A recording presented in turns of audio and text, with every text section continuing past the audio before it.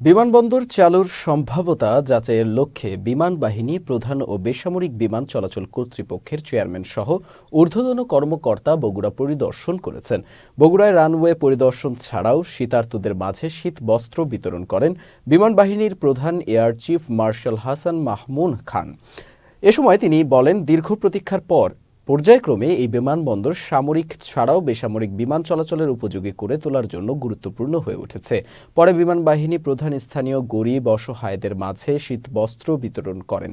এছাড়া বিমান বাহিনী মহিলা কল্যাণ সমিতির সভানেত্রী সালেহা খান বগুড়ায় অবস্থিত সকল ঘাঁটি, ইউনিয়ন স্টেশন এবং আশেপাশের শীতার্ত মানুষের মাঝে কম্বল বিতরণ করেন। আমরা ইচ্ছা করলে এখনো আমার ছোট বিমান নামাতে পারি। তো ইমিডিয়েটলি আমার যেটা দরকার হচ্ছে রানওয়ে রিকার্পেটিং করা। সে ব্যাপারে প্রথম স্টেপে যেটা কাজ করবে, আমাদেরকে সহযোগিতা করবে বেসামরিক বিমান চলাচল, যেটা রানওয়ে যেটা আছে এটাকে ব্যবহারযোগ্য করে ফেলবো আমরা। তারপরে এক্সটেনশন হচ্ছে বড় একটা ব্যাপার। ব্যবহারযোগ্য করার জন্য ওরা প্রস্তুত আছে এবং আমরা ইনশাল্লাহ অচিরে এটুকু শুরু করবো। এটাকে আমরা, আমার চেয়ারম্যান সে অলরেডি আমাকে বলেছে, স্যার আমরা এটা খুব শীঘ্রই শুরু করতে পারবো। সো রানওয়ে লেনটা বাড়ানো যাচ্ছে না, যেটা আছে 4,500 ফিটের একটু বেশি, বোধহয় 4,600 ফিট, এটা আমরা ফুললি ইউজ করতে পারবো।